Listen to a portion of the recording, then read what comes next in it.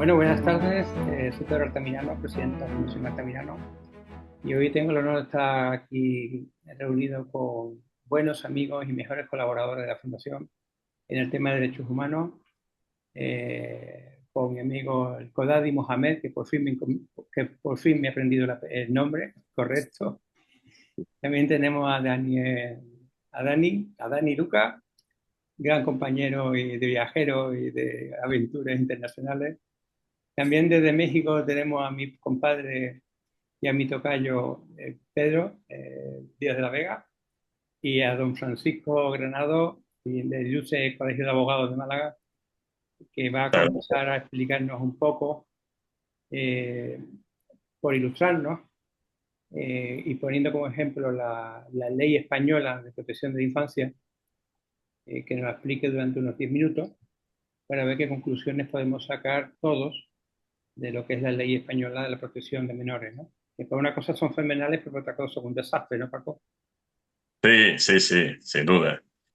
Bueno, nosotros tenemos sobre el papel, hay un ordenamiento jurídico muy rico, muy extenso, porque tenemos por una parte, tenemos la legislación del Estado español, y luego tenemos una legislación de desarrollo en materia de infancia bueno, que la aprueban las comunidades autónomas, ¿no? En nuestro caso es la comunidad autónoma andaluza, ¿no?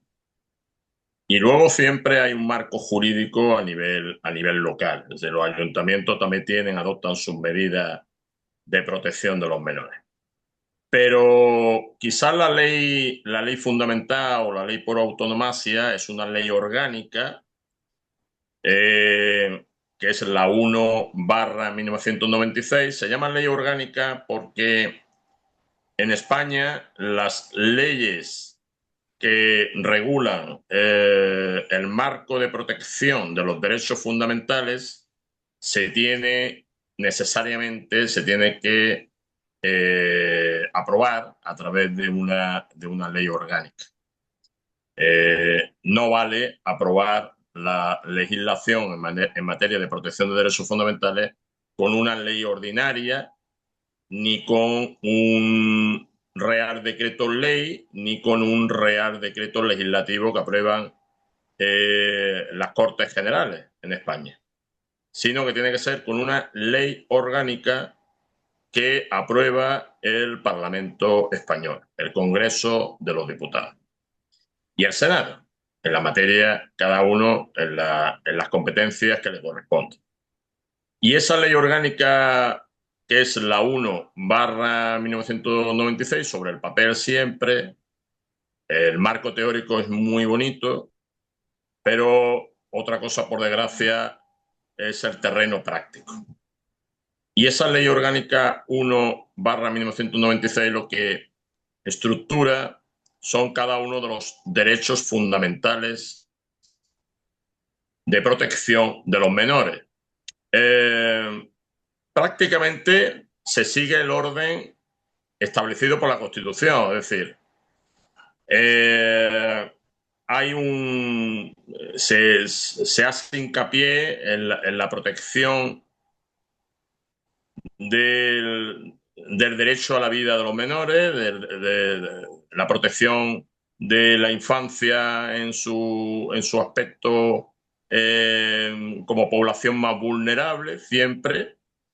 El derecho de los menores a un hogar, a una vivienda, el derecho de los menores a no ser separados de los padres, el derecho incluso de los menores a, esto es algo sorprendente también, ¿no? Al derecho de reunión y al derecho de asociación. Incluso se incluye el derecho de los menores, a pesar de ser eh, personas que consideramos muchas veces que no tienen la capacidad de obrar suficiente para organizarse. Sin embargo, está contemplado en la propia legislación española el derecho que tienen los menores, el derecho de reunión y el derecho de asociación. De niños y de jóvenes, pero en cualquier caso menores de edad. Y sigue el orden esta ley orgánica, pues en definitiva lo que es la protección de los derechos que está establecido para los mayores, pues se extiende a los menores, pero con un rango de una especial sensibilidad, de una especial atención que las administraciones públicas deben de, sobre el terreno teórico, deben de dispensar a los menores. Si bien hay que decir que luego, por desgracia, igual que ocurre con la legislación internacional, tenemos la Convención de los Derechos del Niño del 20 de noviembre de 1969 de las Naciones Unidas. Luego ya sabemos que en el terreno práctico, a nivel interno de cada Estado y a nivel internacional, ya sabemos que luego los Estados dejan mucho que desear, por desgracia, y para eso existen los foros para discutir y para intentar mejorar las condiciones de los menores. Y entonces es muy importante insistir en el plano práctico. Tenemos en España un enorme drama social que afecta especialmente a los menores, a los niños, que son los desahucios.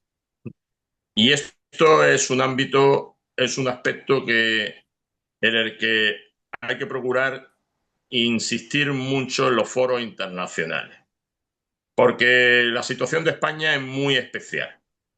Prácticamente en casi ningún país de Europa se produce lo que se da en España.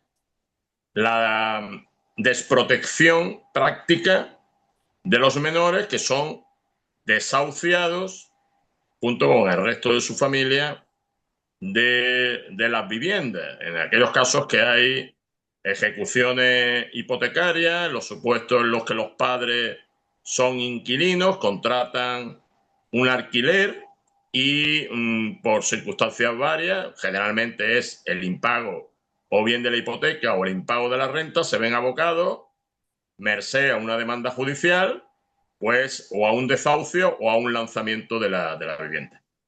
¿Quiénes son especialmente vulnerables y están afectados por esto? Los menores. ¿Qué ocurre muchas veces? Que los jueces y tribunales españoles acuerdan el desahucio de los menores. Y hemos tenido, yo sobre este particular, como abogado, pues puedo contar, por desgracia, infinidad de casos donde a la justicia española no le ha temblado el pulso. Entonces, tenemos un marco jurídico, sí. De protección, sí. Tenemos una ley orgánica, que es la Ley Orgánica 1/1996. Sí. Tenemos una convención internacional o convenio internacional sobre los derechos de los niños de 1969. Sí.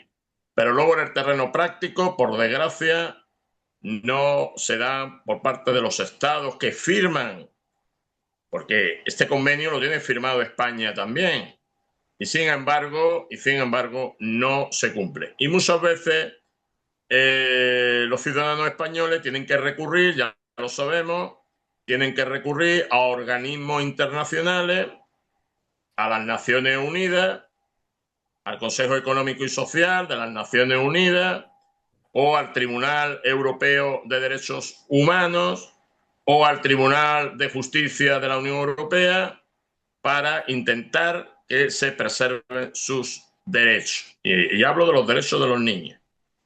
Y por desgracia tengo que decir que estas instituciones no siempre consiguen que se lleve a efecto una protección práctica de los derechos de los menores. Y estoy hablando de situaciones, y ya termino, No, Pedro. una pregunta, sí. Sí, sí. Ya lo hemos hablado alguna vez. Los chicos que vienen de Tinduf, de los campamentos de Tinduf, de Polisario, que están utilizados para la guerra y las chicas están utilizadas para la trata de chicas y de Uh-huh.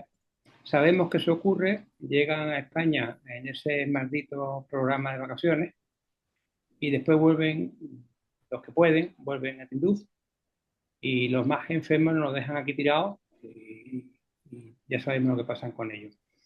¿Habría alguna manera de que pudiésemos como fundación denunciar algunos casos ante la Fiscalía de Menores para evitar su repatriación a su país de origen, o sabiendo lo que allí van a ser seguidos maltratados? ¿Hay la ley corpora? Evidentemente. Vamos, este tipo de actos que son de lesa humanidad, muchas veces hablamos de crímenes de guerra, hablamos de delitos internacionales contra los menores, contra los derechos de los niños.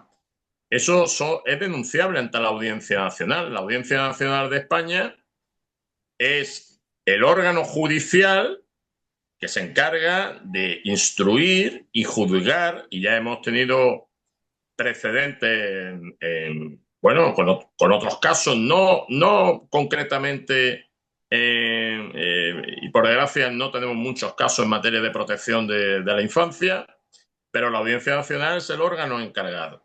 Y no solo es una facultad o un derecho, sino que es una obligación. Los españoles tenemos, conforme a la Constitución española y el Código Penal, tenemos la obligación, si conocemos de la existencia de algún delito, de que se esté perpetrando algún acto criminal, no solo en conflictos que se puedan producir dentro del territorio nacional. Yo he hablado antes de los desahucios. Los desahucios son situaciones de conflicto, son auténticos dramas humanos.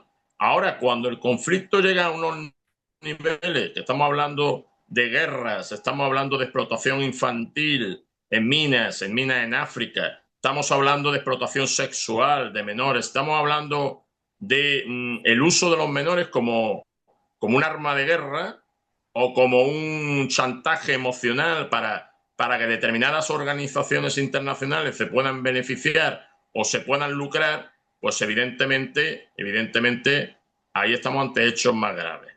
Y estos hechos son, Pedro, denunciables ante la Audiencia Nacional de España y tenemos esa obligación. Pues a ver si nos ponemos, Paco, y organizamos una buena Pues, denuncia ante cuando quieras, Pedro, tú sabes autoridades. que yo estoy plenamente a tu disposición. Porque es injusto que vengan estos niños aquí y después se vayan a Tinduf y sabemos cuáles se han utilizado, cómo vienen aquí, para qué vienen aquí, y eso hay que denunciarlo para que se queden aquí de forma Pero, y además legal. es que la Audiencia Nacional, el juez encargado de la instrucción puede acordar cautelarmente y a espera de cualquier juicio, puede acordar cautelarmente que los niños queden bajo el amparo de alguna institución española. Si se entiende o se considera que esos niños pueden estar siendo víctimas de cualquier delito que se esté perpetrando en sus territorios o en sus lugares de origen, pero sean saharauis o sean de cualquier otro ámbito o territorio en fin, donde se pueda producir una situación similar. Bueno, Paco, pues muchas gracias. Ya sabemos que tenemos un compromiso para cuando podamos realizarlo, de llevar esto ante la Audiencia Nacional, la Fiscalía de Menores, porque no puede ser que Muy bien. esto siga de forma impune. Estos niños lleguen aquí, pierdan su identidad, pierdan todo. Y bueno, lo que sabemos que hemos hablado muchas veces del desastre que son estos niños en los campamentos de Tinduf. Como todos los del Sahel, pero Tinduf lo tenemos aquí al lado y la sociedad española todavía no conoce en profundidad qué es lo que ocurre en Tinduf, ¿no? Y yo creo que va siendo hora que a través de la justicia empiece a tomarse en serio lo que está ocurriendo en Tinduf con los niños y con las niñas. Pues muchas gracias, Paco. Buenas tardes, señor Ah, Hamid, de la Universidad de Tetuán, de la maravillosa Facultad de Derecho. Estamos aquí rodeados Gracias. y entre letrados, ¿eh? Muchísimas gracias, Pido. Pues mira, me viene fenomenal al hilo que te hayas incorporado ahora, porque nos podrían explicar también de forma sucinta ya sabes, 7, 8, 9 minutos. Igual que Paco nos explica un poco cómo funciona la ley de menores en España, cómo funciona la ley de menores en Marruecos, ¿no? De la defensa de los Sí. derechos de los niños, y cómo podríamos también actuar en un momento determinado en Marruecos con esos niños de los campos de Tinduf, tan maltratados allí, y que de alguna manera hay que rescatarlos, salvarlos de su situación. No, básicamente que nos indicara un poco cómo funciona la ley de protección de menores en Marruecos, como para tener un poco de información y contrastarla, ¿no? Muchísimas gracias, Pedro, querido amigo. Muchísimas gracias a vuestros profesores, abogados que intervienen en este encuentro a distancia. Entonces lo siento porque me parece ya calculado la hora de eh, una hora de diferencia, sí, porque viene un poco tarde, me parece 2 horas. Entonces, lo siento. Muy contento de participar contigo en este encuentro a distancia sobre un tema muy interesante. Muy interesante porque una tema entrada dentro de derechos fundamentales y también una línea de una unidad que dan una grande importancia para a proteger los niños de todos los países, que hay unas leyes internas, constitucionales, hay leyes organizadas y también hay conveniones internacionales que cada país firma esta convención y también a respetar el contenido de estas conveniones. Entonces, Marruecos para mí es uno de estos países que ha trabajado mucho para mejorar sus leyes jurídicos para proteger los niños y también la familia, los niños y la familia. Entonces, ya hace una grande fuerza para mejorar sus textos jurídicos. La Constitución de 2011 es una ley muy avanzada, muy interesado y que también ha sacado un capítulo de las libertades y derechos fundamentales y ha sacado muchos artículos para a proteger los niños. El artículo 32 que también estipula sobre establece que el Estado procura brindar protección jurídica y consideración social y moral a todos los niños por igual, independientemente de su situación familiar. Entonces, hay también artículo 31 establece la educación básica de un derecho del niño, de un deber de familia del Estado. Entonces, la Constitución da una importancia para los niños, para sacar también en sus familias y también a la obligación de sus estudios en la escuela a cada año 18. Entonces, a sacar estos derechos para todos los niños y también y a dar una ayuda para sus familias. Entonces, la protección jurídica está estipulada en los textos constitucionales. Entonces, hay otras leyes que también a proteger la situación de los niños. Entonces, hay el Código de Familia de 2004, de los últimos reformas de 2004, que incluye disposiciones relativas a la protección de los niños en el matrimonio y la familia, incluyendo la filiación y los derechos del niño en el marco de la filiación. Otras leyes que son muy importantes, que también hacer una protección. Yo he hablado como un jurista, con un profesor del derecho y trabajar sobre estos temas en ley el número 3209 sobre la determinación de la edad de trabajo y empleo. establecer la edad legal para a trabajar y proteger a los niños del trabajo en condiciones peligrosas o perjudiciales para su salud y el desarrollo. Entonces, que a eliminar que el niño está a trabajar a los 15 años o 14 años, se de a trabajar y también a mejorar las condiciones que son condiciones peligrosas o perjudiciales para su salud y el desarrollo. También hay una ley número 1036 sobre el Código Procedimiento Penal. Es muy importante porque incluye procedimientos especiales para la protección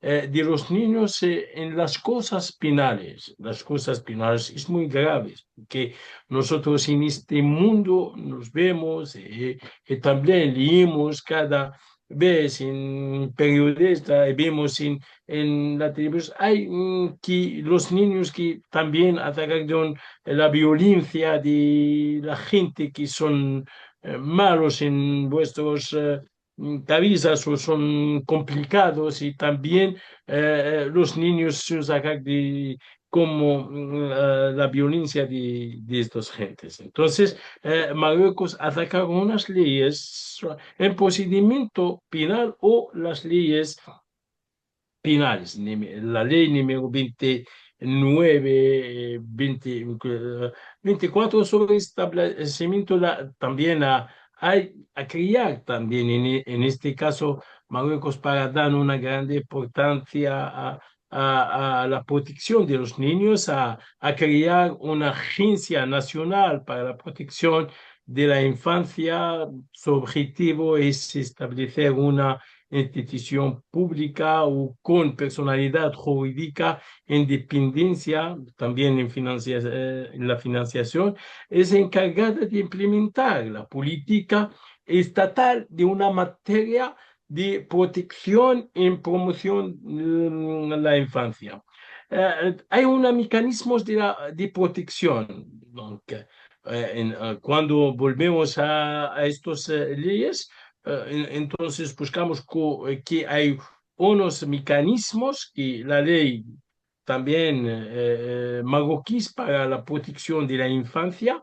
Entonces volvemos al código familiar o conocer los derechos del niño desde el nacimiento o regula la custodia de la filiación, la pensión, alimentancia y al cuidado. Entonces hay muchos derechos que son incluidos en este código. Código de procedimiento penal ha incluido un capítulo especial sobre la protección de los niños en contacto con la ley, ya sean víctimas o agresores. Establece la necesidad de jueces o tribunales de menores. Entonces, hay un departamento, en el tribunal es para ver estos casos de los niños.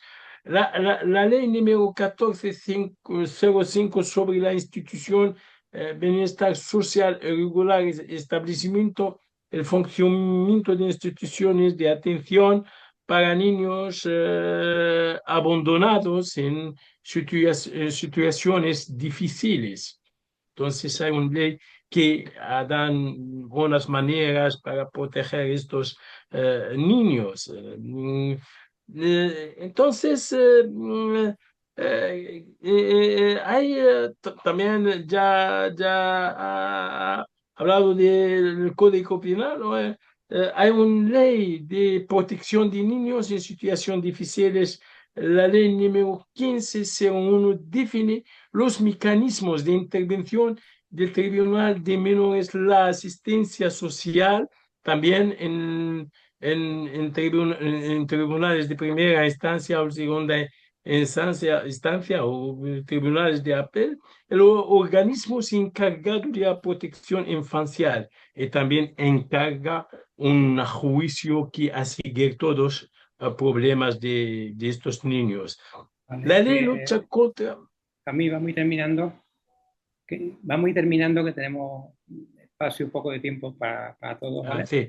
Entonces, una palabra, entonces, para mí es una grande fuerza para una base jurídica para la protección de menores. Para, como dice yo, ver que los niños de Tindouf hay una explotación muy mala, muy difícil para los niños.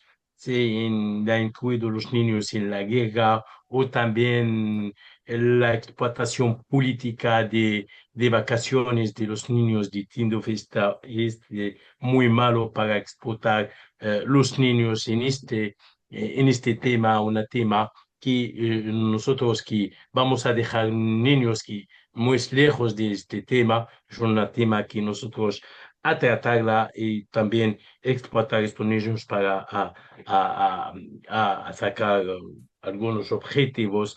Entonces, para mí es una mala explotación de los niños de Tinto. Vale, muchas Muchas gracias. gracias, Pedro. Muchas Eh, gracias por la invitación. Lo eh, siento para viene un poco no, tarde porque lo aún que te más. voy a pedir es que cuando después de Ginebra tengamos un encuentro con profesores de ahí de Marruecos, porque me gustaría que hiciéramos un especial sobre la Constitución marroquí de 2011, que en España es completamente desconocida, y creo que sería fundamental que tuviésemos un encuentro como este con profesores de distintas universidades, Sí. en que los españoles pudiesen conocer la profundidad de la reforma que supuso la Constitución marroquí de 2011, y cuento contigo para que organicemos ese encuentro, bien desde Málaga, bien desde Tetuán, ¿eh? ¿eh? Sí, Y que estamos al lado, y, sí. y cuento contigo para organizarlo, ¿vale? Sí, muchísimas gracias, Pedro. Yo también estoy muy contento de participar contigo, tu amigo, y también hacemos muchas cosas juntos y vamos a hacer, porque Sí, nosotros sí. elaboramos un centro de profesores españoles, italianos y de América Latina. Podemos trabajar en este centro de muchas cosas de la humanidad. Trabajamos sobre la humanidad como Bueno, pues profesores. pasamos del Reino de Marruecos a la República Mexicana. Hola, buenas tardes a todos. ¿Me escuchan allí? Sí, perfectamente. Ok. Les quiero contar una parte de la historia que poco se conoce fuera de México. Lamentablemente es una historia muy reciente. Se trata de los niños que forman parte de un grupo enorme de personas desaparecidas en México. Les voy a dar el contexto. Las cifras oficiales reportan poco más de 117,000 personas desaparecidas hasta finales del año 2024. México ocupa tristemente el primer lugar a nivel mundial en cuanto a desaparición de personas. Es decir, que en promedio, más de 6,000 ciudadanos mexicanos desaparecen y esta supera el número de soldados estadounidenses, por ejemplo, que murieron anualmente durante la guerra de Vietnam. En un periodo del 2007 al 2023, se han encontrado más de 5,600 fosas clandestinas en todo el territorio mexicano, prácticamente una fosa por día. Y obviamente hay mayor concentración de estas fosas clandestinas en algunas regiones del país. Según la Comisión Nacional de Derechos Humanos de México, la desaparición de personas se ha recrudecido en los años recientes, principalmente a la conjunción de la corrupción con la impunidad, la violencia, la inseguridad y, desde luego, también la colusión de personas que trabajan como servidoras públicas en diferentes áreas y en todo el territorio. Pero, ¿coludidas con quién? Bueno, pues básicamente con la delincuencia organizada. el crimen organizado tiene diferentes negocios en el territorio de México. El primero de ellos, desde luego, es el más famoso, el narcotráfico. El trasiego de drogas que vienen de otros países, como, bueno, de Sudamérica, no voy a mencionar específicamente, pero también de componentes químicos para formular en México drogas pues de cierta complejidad que son transferidas a mercados fundamentalmente en países desarrollados. Me refiero a Estados Unidos, Canadá, Europa. Los organismos, las organizaciones criminales han extendido sus redes a más de 70 países. La segunda de las actividades delincuenciales tiene que ver con el tránsito de personas que hacen migración ilegal y deben pasar forzosamente por México para llegar a Estados Unidos. Y vienen personas de todo el mundo.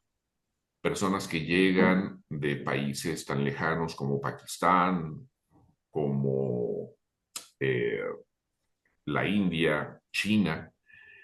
Y todas estas personas buscan cruzar hacia Estados Unidos para alcanzar el famosísimo sueño americano que cada vez es más y más tendiente a desaparecer. Sin embargo, regreso al primer tema. Y el tema es que de estas 117,000 personas, alrededor de 18,000 son niñas, niños y adolescentes, desde luego menores de 18 años, que o bien forman parte de pequeños grupos de niños migrantes ilegales, o bien niños que son contratados por grupos delincuenciales para servir primero como halcones, que es la denominación típica que se utiliza, para definir aquellos que observan el tránsito de fuerzas del orden o de cualquier persona vinculada con las actividades del crimen organizado, monitorean y reportan a estos grupos criminales. ¿Por qué se utiliza a niñas, niños y adolescentes? Porque básicamente las condenas, en el caso de que los atrapen, son menores y pueden salir rápidamente si son llevados a prisión o a centros, no prisión, sino se les llama centros de readaptación juvenil. Estos grupos de personas, si tienen la suerte de entrar al sistema penitenciario, van a llegar a los 18 años y posteriormente podrán tomar la decisión de alejarse hasta donde esto les sea posible de la vida criminal o bien reincorporarse a actividades criminales, pero ya como adultos. Sin embargo, hay un porcentaje que va del 1.8 al 2.1% de niños que desaparecen. ¿Qué significa que desaparecen? Bueno, los criminales tienen una máxima muy clara. Si no se encuentra el cuerpo, quiere decir que no se puede condenar un crimen. Por consiguiente, se hacen procesos de ejecución de personas y luego se entierran en fosas clandestinas, que es justamente el dato que yo les daba hace un momento. El dolor de perder a un ser querido, aunado a la desconfianza hacia algunas instancias gubernamentales, han hecho estas condiciones que se conformen colectivos integrados principalmente por madres buscadoras. Y esas madres que buscan a sus hijas e hijos han integrado más de 230 grupos. México tristemente alberga el mayor número de organizaciones de búsqueda de personas desaparecidas en todo el mundo. La situación es más compleja de lo que podamos imaginar y más compleja de lo que se conoce, porque para abordar esta problemática, el Centro Nacional de Ciencia y Tecnología, en una de sus áreas, ha creado un grupo de investigación para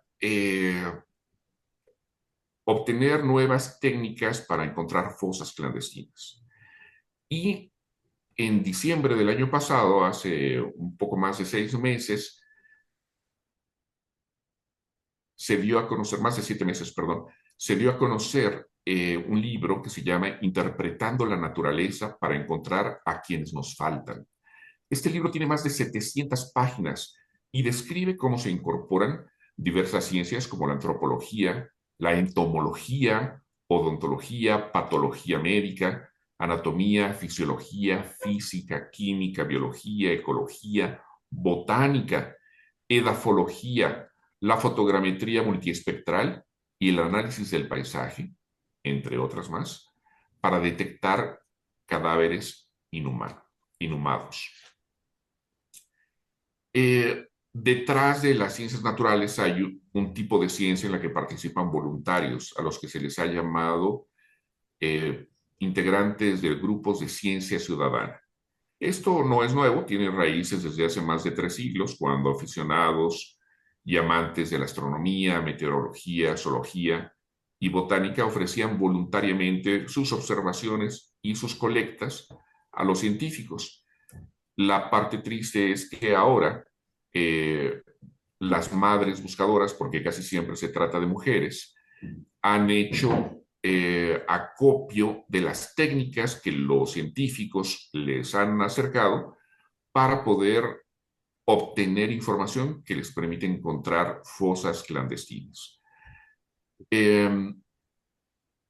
Las madres buscadoras en México cumplen con todos los criterios establecidos por la Asociación Europea de Ciencia Ciudadana. Y aun cuando estos grupos tienen apoyo por parte de miembros de grupos de científicos en Europa y en Estados Unidos, es difícil encontrar la empatía para hacer el trabajo emocional que implica la búsqueda de personas. Esta es una tragedia silenciosa a la cual se le ha dado muy poco conocimiento en el mundo entero. Aprovecho este foro para dar a conocer este libro. No solamente voy a darles el nombre, sino también, si me lo permiten, a través de nuestro amigo Pedro Ignacio Altamirano, compartiré el hipervínculo donde se puede descargar, que es el libro Interpretando la naturaleza para encontrar a quienes nos faltan. Un libro de más de 700 páginas con una cantidad científica de información de primera mano que probablemente pueda ser útil en otras latitudes. Les agradezco mucho el privilegio de su atención. Muchas gracias, tocayo. Pedro, lo mismo te hago un compromiso que estoy dando las vueltas hace un tiempo, a ver si entre tú, nuestro amigo costarricense David Guzán y nuestras amigas de Colombia, organizamos un encuentro sobre la situación de la infancia en Iberoamérica, ¿eh? Que aquí parece que no hay problemas en América con los niños, solamente están en el Sahel, ¿no? Y muchas veces nos olvidamos de Iberoamérica y de Asia, que vamos a contar, ¿no? De Asia, ¿no? De Asia es que ya no nos llegan ni noticias, ¿no? Entonces, pues, pero en el alcance que podamos estar, que es Iberoamérica, sí podríamos organizar un día un encuentro sobre la situación de la infancia en Iberoamérica, ¿vale? Desde luego, claro que sí, vamos a estar preparados para ese encuentro y debo añadir únicamente que este no es un problema únicamente de México y de los mexicanos. Este problema obedece a la situación geográfica que ocupa México en el tránsito de personas migrantes ilegales. Muchos de estos niños no tienen ni siquiera la identificación de la nacionalidad. Claro. Vale, pues muchísimas gracias, Pedro. Y ahora, por arte de la magia esta del ciberespacio, cruzamos el Atlántico y volvemos a una maravillosa ciudad del norte de Marruecos, ciudad muy querida por los españoles, como es Tetuán, donde tenemos al Kodadi Mohamed, presidente o coordinador general de la Embajada Humanista, que nos va también a dar su opinión sobre el estado de los niños bajo el prima de su magnífica asociación internacional. Buenas tardes, Codadi. Muy buenas tardes, Pedro, y muchas gracias para darnos esta oportunidad a estar con jefes, este, personas que han aprendido mucho. Perdóname de la lengua que yo no tengo, que no me dice bien la español. Pues si hubiese Todavía yo, pues si hubiese mi árabe. sí, yo voy a hablar en árabe. Yo voy a hablar en árabe. Y como ha dicho los intervenciones, yo no voy a repetir lo que está pasando en la intervención de nuestro abogado Francisco o el profesor, nuestro profesor de Tetuán. Yo voy a pasar a otros puntos. La explotación psicológica incluye cualquier uso sistemático en los niños que provoque un impacto negativo en su salud mental o emocional. Eso se manifiesta en violencia psicológica, acoso, amenaza y la privación de un entorno seguro y estable para el niño. En un estudio realizado por UNICEF en 2022, el 35% de los niños en zonas conflictos indicaron habían sufrido traumas psicológicos. 5% de estas 35% están entendidos. Eso que una realidad que está escrita con 17 organismos internacionales. De unos son médicos sin fronteras. Totalmente de este 5% de Tinduf tienen trastornos de ansiedad y depresión, trastorno de estrés postraumático, y tienen un bajo rendimiento escolar y tienen dificultades de comunicación. Esa es la situación de nuestros niños que están en Tinduf. Según la Organización Mundial del Trabajo, la Organización Internacional del Trabajo, OIT, en su informe de 2023, hay 160 millones de niños trabajadores en todo el mundo, de los cuales 80 millones realizan trabajo peligroso. El 60 de estos niños trabajan en la agricultura, el resto en la industria, el servicio. El resto, como del Tinduf y de muchas zonas de conflictos, trabajan en las minas y granjas. Trabajos que están juntos en trabajo pesado en minas y granjas. Trabajo en condiciones peligrosas que lo exponen a licenciar enfermedades, privación de educación y oportunidades de desarrollar personal. Por ejemplo, en India, un informe de Organización Internacional de Trabajo, en un informe de 2022, mostró que alrededor de 2 millones de niños trabajan en el sector agrícola en condiciones explotadoras y peligrosas, con graves impactos en su salud. Las Naciones Unidas estiman que alrededor de 250.000 niños están reclutados en conflictos armados. Estas son estadísticas de 2024. En el año 2000, las Naciones Unidas adoptan un protocolo adicional a la Convención sobre los Derechos del Niño para promover el reclutamiento de menores a 18 años, que están este estudio, este informe que han mostrado que los niños de estas zonas de conflicto que están en combate directo, reclutamiento forzoso, forzoso, uso un apoyo logístico o espionaje, explotación como escudos humanos o en oportunidades suicidas. Esos son niños de las zonas de conflictos y la mirada, la imagen es una imagen de niños de Tinduf. Un otro ejemplo, en la República Democrática de Congo, miles de niños fueron obligados a unirse a grupos armados. Según este informe, que es del UNICEF de 2023, donde estos niños sufriendo violencia física, psicológica, se, se, severa, que están en zonas de conflictos. Tienen niños que se venden de Tinduf a esta zona. Hay organismos que han declarado este tema.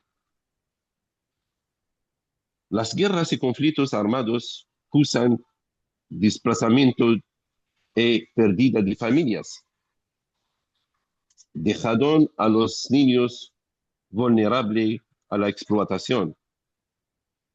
La pobreza extrema es un factor también que incentiva la explotación infantil en el trabajo y limita su protección.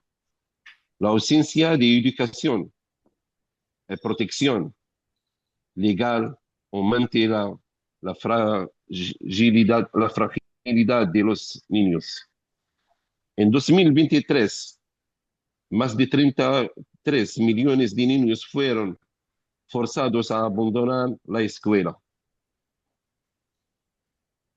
En Tinduf han votado una ley para que todos dejen la escuela, los niños y las niñas, y han forzado la tema de la prostitución. Han autorizado la prostitución para que quejen los niños más, para que nacen a los niños, para hacer una publicación más grande.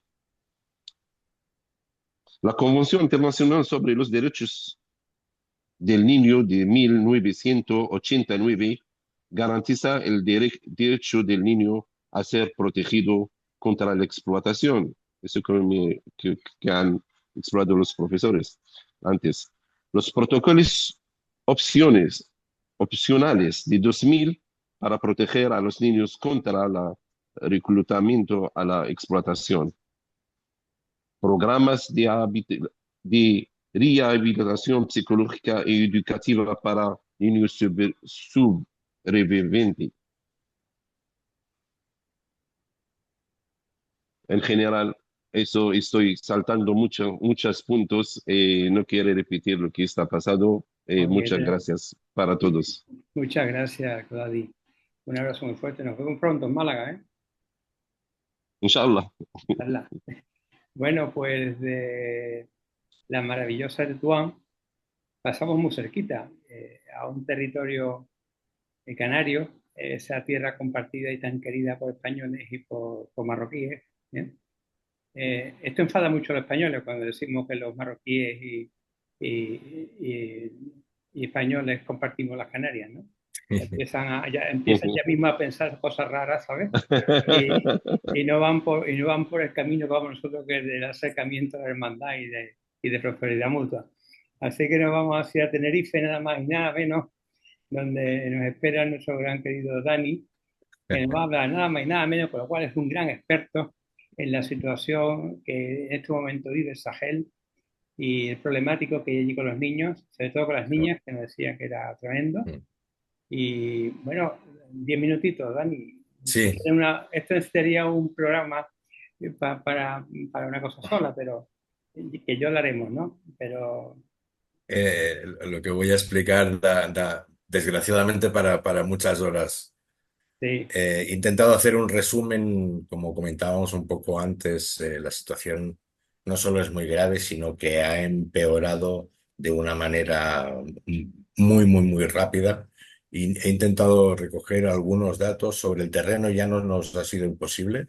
Nos hemos tenido que remitir a organizaciones internacionales, eh, porque dentro del terreno, a pesar de que sabéis que tenemos una organización en Bamako, que es hermana de nuestra asociación en Francia, ya han tenido que salir también de Bamako, con lo cual ya no nos queda ninguna persona dentro del territorio que nos pueda dar información de primera mano. Antes de seguir, muchísimas gracias por la invitación, Pedro, queridos amigos e ilustres, unas intervenciones realmente fantásticas. Y espero, lo que les voy a contar es realmente muy grave y muy triste, pero espero que, bueno, he intentado hacerlo de una manera muy fría y sin también intentar politizar, porque pasaba un poco, Pedro, como lo que dices respecto a Canarias. Cuando uno habla de según qué territorios, parece que esté tomando partidos por unos y por otros, sí, y no es para nada el caso, sino que aquí nuestra preocupación sobre todo va dirigido a esos menores y, como decías, especialmente a las chicas. Eh, bueno, tenemos toda una infancia que está en primera línea de fuego. Nosotros lo que hemos intentado desde la ADES, el Aide au Développement au Sahel, que es una organización dedicada a apoyar a las comunidades más vulnerables del Sahel, muy concretamente en Mali, y un poco lo que hacíamos hoy, o lo que intentaremos, es invitarles a reflexionar sobre una crisis que nos interpela como humanidad. Y creo que está toda la comunidad internacional interpelada. Las situaciones de más de 10 millones de niños atrapados en conflictos armados, pobreza extrema y también el cambio climático, claro, cómo no. En esta región las niñas se enfrentan al matrimonio infantil, que desde la perspectiva occidental, que parece como una cosa muy extraña, pero te lo tienen que explicar exactamente y muy bien para que puedas hacerte cargo de realmente la gravedad de este asunto. Y claro, los niños, como no, pues son blancos de la violencia armada. Eh, Creo que nosotros como fundación tenemos que intentar inspirar a las organizaciones internacionales y a la comunidad internacional para que en definitiva abran un poco los ojos, y de alguna manera podamos construir esperanzas de manera conjunta. ¿Qué sucede en el Sahel? El Sahel ahora mismo es una tormenta muy complicada de explicar, ni siquiera de entender. Es una tormenta multidimensional. El Sahel central arde, está literalmente ardiendo bajo una tormenta de conflictos, pobreza, desastres climáticos, grupos armados afiliados a Al-Qaeda, al Estado Islámico. Ya hay en estos momentos, nos decían ayer, unos desplazados que ascienden a 2,7 millones de personas.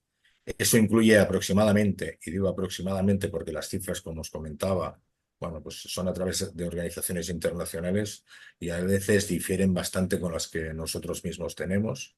Eso nos dice que incluyen a 994.000 niños, una cifra realmente terrible. Un dato, en Burkina Faso los niños refugiados crecieron de 2.450 en el 2022 a 29.700 en el 2024, lo que evidentemente es un aumento más que alarmante de la situación que se está viviendo en estos momentos. La educación, por supuesto, está en ruinas. Nos comentaban que alrededor de 8.300 escuelas han cerrado, lógicamente por ataques, secuestros, maestros, por miedo, y que han dejado a más de 1.400.000, 1.400.000, disculpad, de niños sin clase. En Tiraberi, por ejemplo, en el Níger, el 30% de las escuelas están inactivas.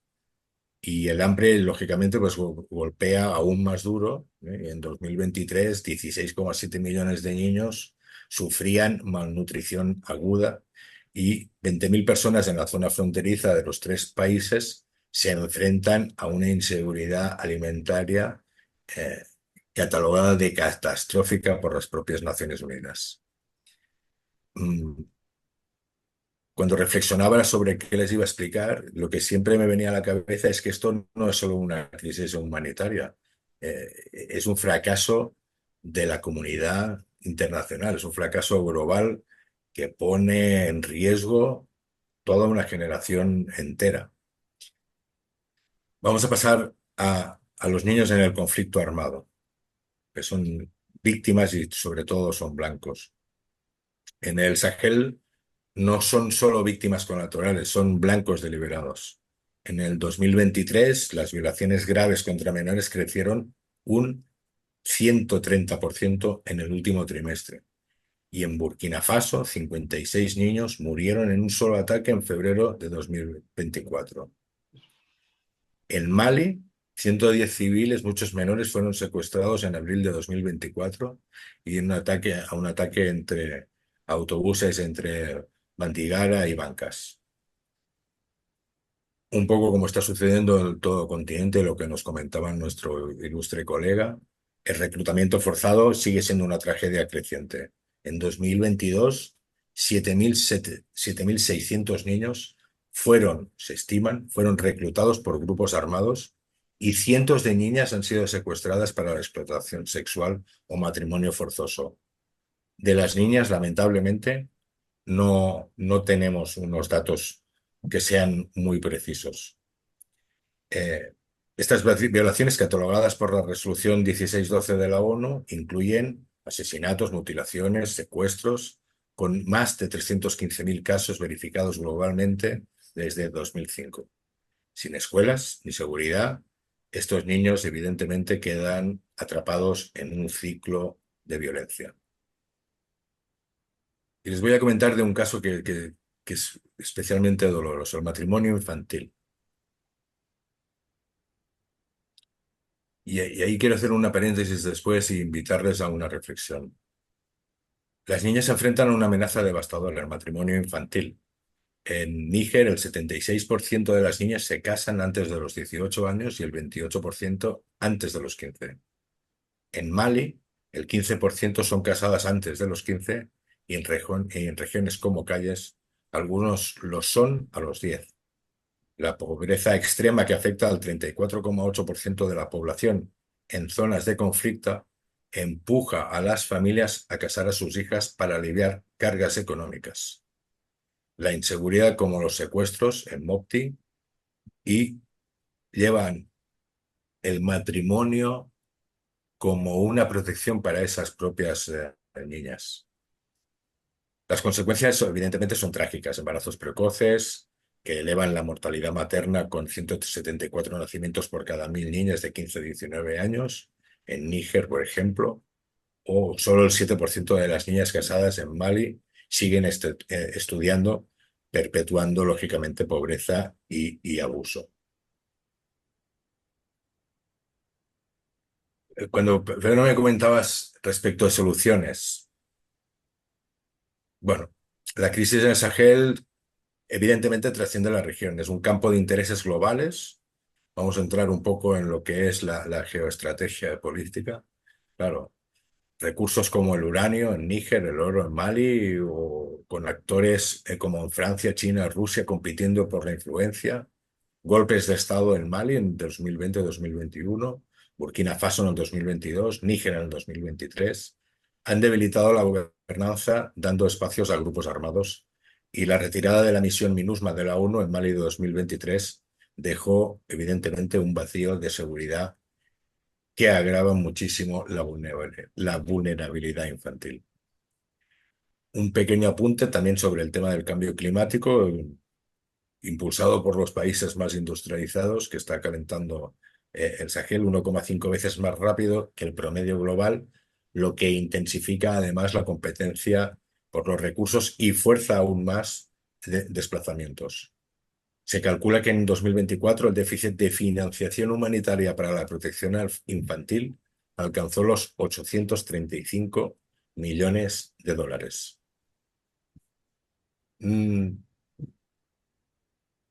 No hay, entiendo, una solución sencilla. No hay una solución ni siquiera que pase por la región. UNICEF dice que hay avances, que han apoyado a 1,2 millones de niños con educación y protección y vacunación, a 1,1 millones contra el sarampión, proporcionando servicios de salud mental a 365.000 niños. Save the Children ha escolarizado a 50.000 niñas en Mali y han intentado reducir el matrimonio infantil en comunidades clave. Pero los retos son inmensos y cada día la cosa está empeorando un poquito más. Muchas gracias. Muchas gracias, Dani. Como siempre, tan didáctico. Bueno, ahora vamos a pegar un saltito muy chiquitito, porque de las Islas Canarias a Layún apenas 100 kilómetros, ¿no? Más o menos, ¿no? En avión es nada, es un saltito. ¿Bien? A ver si está nuestro amigo Abdelwahab Game. No me acuerdo, no me pronuncio los nombres ni de broma. Estaba por aquí ahora mismo. Hola, muy buenas tardes. Buenas, ¿cómo estamos? Sí. Bueno, el problema de comunicación hoy, entre las calores del verano, entre las calores del verano y los saltos que estamos dando, esta es la cosa complicada. A ver si entra nuestro amigo. Vamos a darle unos minutos. De todas maneras, ya empiezo a agradeceros vuestra participación, que como siempre es tan ilustrativa. Y aquí está. Vamos a ver. Hola, buenas tardes. Abdelwahab Gaim. ¿Sí? Ahora. ¿Ahora? Ahí. Buenas tardes. ¿Cómo estamos? Sí, dígame. Problema de conexión. Tenemos muy mala conexión. Sí. ¿Está bien ahora? Sí, un poquito mejor. A lo mejor si apaga la cámara, conseguimos escucharle mejor. Pues tienes 8 o 9 minutos para explicarnos. Buenas tardes. Ahora Bueno, ¿tú me escuchas? ¿Escuchan bien ahora? Sí, ahora un poquito mejor, sí. Pues Explícanos durante unos breves minutos, 7, 8 o 9 minutos, la situación de la situación de los niños en los campamentos. De acuerdo. Entonces, muy buenas tardes. Es un honor y un placer para mí participar en los trabajos poder destacar un tema que consideramos particularmente importante y de actualidad. Lamentablemente, hoy en día, niños y niñas y adolescentes siguen siendo reclutados por las Fuerzas Armadas y los autores de estos crímenes contra la humanidad quedan impunes. Asimismo, es una oportunidad para destacar el papel de la comunidad internacional, las organizaciones internacionales, estados y otros actores para actuar y proteger a estos niños cuando regresan a sus comunidades. Bueno, señores, estos jóvenes son particularmente vulnerables en situaciones de conflicto armado. Con demasiada frecuencia se ven obligados a desempeñar múltiples roles, son a la vez esclavos, por ejemplo, por las niñas madres, ayudantes de campamento y combatientes. Lamentablemente han sido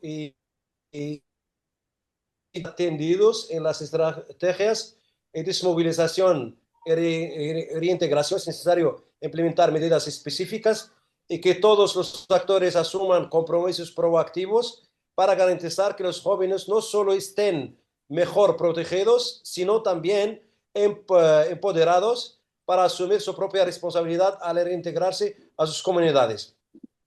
Entonces, asimismo, los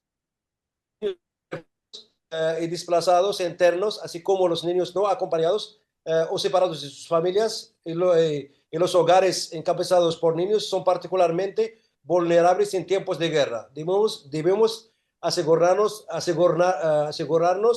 de desarrollar estrategias para evitar que sean secuestrados o reclutados por las fuerzas en grupos armados. Por lo tanto, la evolución de las situaciones de conflicto exigen de los instrumentos y métodos de lucha contra el reclutamiento de niños soldados. Además, los esfuerzos para erradicar el reclutamiento y la utilización de niños y grupos militares son más eficaces cuando se integran en un enfoque integral y multidisciplinario. Los gobiernos, organizaciones internacionales y regionales, sociedad civil, deben colaborar para fortalecer los mecanismos de vigilancia, defensa y enjuiciamiento de estas derechos humanos. En última instancia, tenemos que comprometernos juntos a proteger a los niños y a evitar que fueran reclutados ilegalmente y enviados al combate, y a garantizar que sus derechos fundamentales no se violarán más en tiempos de guerra. Asimismo, garantizar una mayor protección a los niños más vulnerables, los niños refugiados en el caso de los campamentos de Tinduf, y las niñas y los niños desplazados con o sin familia. Sobre esta base, los expertos destacan la ausencia de supervisión por parte del Estado anfitrión de los campamentos de Tinduf respecto a los derechos y libertades en ellos, en particular de los niños, en una situación anómala en el mundo relacionada con la delegación de poderes por parte del Estado argelino a la organización militar del Frente Polisario, sin que ninguna obligación internacional legitime esta acción ilegal. Dado el desprecio de facto de las autoridades argelinas por su mandato en los campamentos de Tinduf, no han presentado sus informes periódicos tercero y cuarto desde 2012 para examinar su cumplimiento del protocolo adicional de la Convención sobre los derechos del niño relativo a la participación de niños en conflictos armados. También se carece de información estadística oficial sobre el número de niños saharauis reclutados en las filas del Frente Polisario, el número de muertes entre ellos y el número de niños que se han reintegrado a la vida civil, si es que hay alguno. Además, niegan cualquier violación al respecto en los campamentos de Tinduf, y en la mayoría de los casos se niegan a responder a las preguntas de expertos de órganos de tratados y miembros de organizaciones de la sociedad civil sobre la situación de los niños en los campamentos de Tinduf y el problema de su reclutamiento. Pero nosotros como organizaciones de sociedad civil tenemos informaciones y alegaciones que demuestran que de verdad el Frente Polisario recluta niños. El dilema del reclutamiento de niños saharauis en las filas del Polisario es difícil de refutar, dados los recurrentes testimonios, fotografías e informes sobre estas violaciones. Entre ellas se incluyen las campañas que envían grandes delegaciones de niños saharauis a Cuba, que sirvió de caldo de cultivo para niños soldados y trabajadores aptos únicamente para trabajos y un doctrinamiento ideológico en contra del interés superior, de los intereses superiores de los niños saharauis, tal como se estipula en la Convención sobre los Derechos del Niño, de la que Argelia es parte. El debate en torno de la responsabilidad del Estado argelino por lo que ocurre en los campamentos, en particular en lo que respecta a la protección de los niños saharauis frente a las violaciones, se ha centrado en la renuencia del Estado anfitrión a aplicar voluntariamente la resolución número 1612 del Consejo de Seguridad, que establece un mecanismo de las Naciones Unidas de vigilancia y presentación de informes para la infancia. Esto requiere el establecimiento de un mecanismo nacional cuya misión sea brindar protección a los niños, prevenir las violaciones contra ellos, en particular en el contexto de conflictos armados o situaciones de refugiados, e incluso trabajar para ponerles fin cooperando con agencias especializadas de la ONU, tales como el UNICEF, a este respecto. Cabe señalar, señores, que los mecanismos de derechos humanos de las Naciones Unidas carecen actualmente de información actualizada sobre si el Polisario ha cometido violaciones graves contra niños, dado que el acceso a los campamentos solo se restringe con la autorización de las autoridades argelinas, ya sea por expertos independientes de la ONU. Quiere decir que relatores especiales o grupos de trabajo o por organizaciones internacionales de derechos humanos. Esto genera mayor preocupación porque, dada la creciente frecuencia de informes sobre la comisión por parte del Polisario de crímenes como el asesinato y la mutilación de niños, el reclutamiento y utilización por parte de sus fuerzas de seguridad, así como violaciones y otras formas de violencia sexual, secuestros, denegación de ayuda humanitaria y su contrabando y venta en los mercados de países vecinos, teniendo también en cuenta el incumplimiento por parte de Argelia de sus obligaciones internacionales relacionadas con la protección de las personas en su territorio nacional, incluidos los refugiados, solicitantes de asilo y saharauis residentes en los campamentos de Tinduf, y su falta de atención especial a las recomendaciones de los mecanismos de las Naciones Unidas para cancelar su delegación defectuosa de poderes legales y judiciales a la organización militar del Polisario, que otorga también a la organización amplios poderes para imponer un control estricto sobre las personas bajo su dirección y autoridad y someterlas a sus políticas represivas. También sobre la situación de los derechos humanos en el norte de África, tomando como modelo este reclutamiento de niños en los campamentos de Tinduf, que pide que se otorgue a los habitantes de los campamentos plena protección bajo la tutela del Alto Comisionado de las Naciones Unidas para los Refugiados y otros organismos especializados para garantizar que se satisfagan las necesidades humanitarias de los saharauis después de que se cuenten a través del mecanismo de diálogo individual con conformidad con los requisitos de la Convención sobre los Refugiados de 1951 y su protocolo de 1967, que brinda protección a los niños frente al fenómeno del reclutamiento y niega a la organización del Polisario la posibilidad de seguir abriendo campamentos para niños, aislándolos y trabajando para integrarlos en su entorno familiar civil. En relación con el llamamiento para poner fin a la explotación infantil en el trabajo militar en los campamentos de Tinduf, los expertos enfatizan que este objetivo requiere los esfuerzos conjuntos de la comunidad internacional, el país anfitrión, quiere decir Argelia, de los campamentos de Tinduf y las agencias de las Naciones Unidas para desarrollar estrategias para desarmar y desmantelar el Frente Polisario, reintegrar a los niños y niñas y adolescentes saharauis vinculados a su aparato militar y responder también con prontitud a sus necesidades, protegiéndolos y rehabilitándolos de las consecuencias del reclutamiento. También para garantizar el logro de estos objetivos,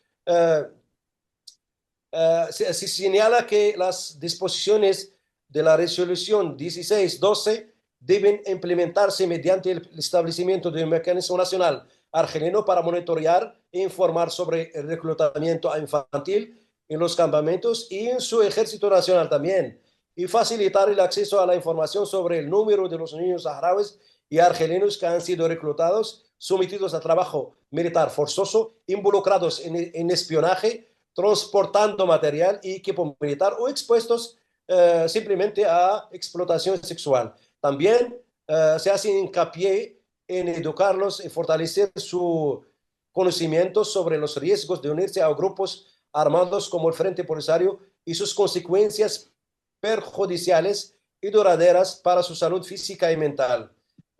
Concuerda que en la necesidad también de una intervención internacional para reparar el daño causado a los niños saharauis, establecer mecanismos para su cuidado y reintegración en entornos familiares y escolares para mejorar su bienestar, garantizar la prestación de servicios de salud mental y apoyo psicológico y supervisar también reunificar a las familias separadas por el reclutamiento forzoso de sus hijos por parte del Frente Polisario. Se considera también que la protección y el cuidado de los niños deben ser una prioridad absoluta en zonas rodeadas de condiciones frágiles, especialmente en campamentos que carecen incluso de los requisitos mínimos para una vida digna y carecen también de cualquier indicio de protección internacional significativa, a menos que se les identifique y que se identifiquen sus necesidades humanitarias para atenderlas con miras a una solución sostenible del conflicto. Gracias. Muchas gracias, Gain. Te recuerdo que me comprometí a hacerle llegar al Alto Comisariado un informe sobre nuestra perspectiva de la Fundación del Estado de los Niños en los campamentos de Tinduf, que tú me acompañaste ese día. Y yo tengo medio terminado, quiero llevárselo antes que empiece la próxima sesión, que lo tenga ya sobre la mesa para el debate. Vamos a ir terminando. Os doy un minuto cada uno para que os despidáis y después hago un poco de relator, ahora que estamos ya cerca de una nueva sesión, y cerramos esto. Un minuto cada uno. Por orden, Paco. Sí, bueno, yo voy a decir algo que no te he dicho antes, Pedro, que te agradezco enormemente la invitación que haces, la confianza que siempre deposita en mí y decirle al resto de intervinientes que, bueno, que ha sido un placer, que aportan ideas muy, muy interesantes, muy fructíferas y desearos a todos buenas noches, es lo único que tengo que deciros.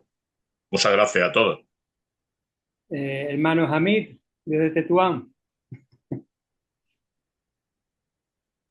Muchísimas gracias, Pedro. Yo también es muy contento de esta invitación. Es muy interesante que habrá un debate entre diferentes personas y diferentes visiones científicas, opiniones científicos. Es un tema muy importante y te felicitar para este encuentro. Y me parece que vamos a continuar para a mejorar este debate para otros seminarios de este tema o de temas relativos de tema de niños. Muchísimas gracias, Pedro. Estoy a vuestra disposición. A ti, Hamid. Y te recuerdo el compromiso que tenemos para estudiar la Constitución de 2011. Sí, sí. Muchísimas gracias Sí, a y ti siempre. siempre trabajamos juntos. Vamos. Muchísimas gracias. Pedro desde México se ha tenido que ir, que tenía un compromiso por el cambio de horario, y está en pleno horario de trabajo, así que me despido de su nombre. Y bueno, David, un minutito. ¿No se te escucha el micrófono? El micrófono. Micro. Vale, Ah, gracias, sí, shukran. sí. Muchas gracias, Pedro, para reunirnos aquí, para darnos esta oportunidad. Muchas gracias para vosotros. Es verdad que no estoy aprendiendo mucho de informaciones, estoy aprendiendo mucho de ideas, mucho de situaciones que yo no estoy, yo no lo conozco. Y también quiero decir que me asiento cosa interna entre este grupo de intervenciones que están de verdad juntos.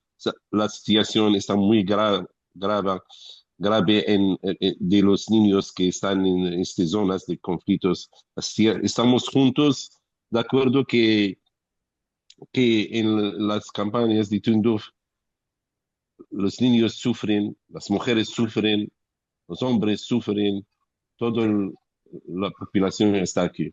Yo quiero pedir hacer, que si podemos hacer un observatorio, un observatorio o un red para, Sí. para, para observar la situación de los niños. Yo proponí en el centro de nuestra Hamid de Tetuán, de la Universidad de Tetuán, si podemos trabajar en este centro, lo Sí, Estupendo. utilizamos, mucho gusto. montamos juntos este observatorio de la situación infantil en la zona del norte de África. Si podemos, después podemos charlar de este. Muchas gracias a todos. Muchas gracias. A mí, ya sabes, Sí. te han Con dado un mucho, capote. con mucho gusto, Pedro, con mucho gusto. Bueno, Shuk- pues vamos a Shukran, pasar, Hamid. vamos a Shukran, pasar Sam. vamos a pasar las Canarias, donde está nuestro amigo Dani, que tiene su minutito. Bueno, lo primero, muchas gracias, Pedro. Súper interesante el encuentro. Gracias a los contertulios aquí. Informaciones súper interesantes. Yo destacaría una cosa. Tendríamos que hacer más a menudo reuniones de este tipo, porque a mí por lo menos me han dado tanta información de cosas que suceden en todo el mundo, que creo que como sociedad debemos tomar mucha más conciencia de la situación real de las cosas.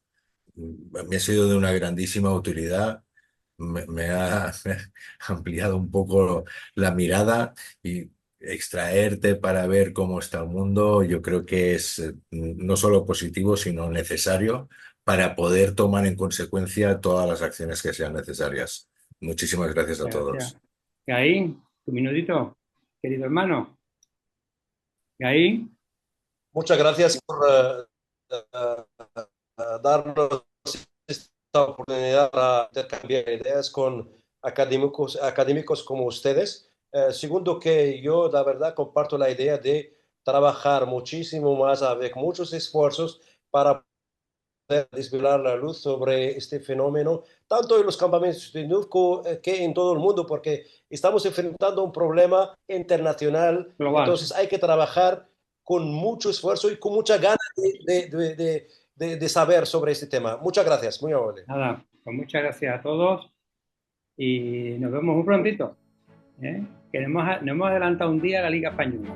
A ver si hemos madrugado esta temporada nosotros. Buenas noches a todos. Gracias, hasta luego. Buenas noches, gracias. Pedro. Amigos, chao. Buenas noches a todos. Chao. Buenas noches a todos. Chao. Buenas noches a todos, gracias.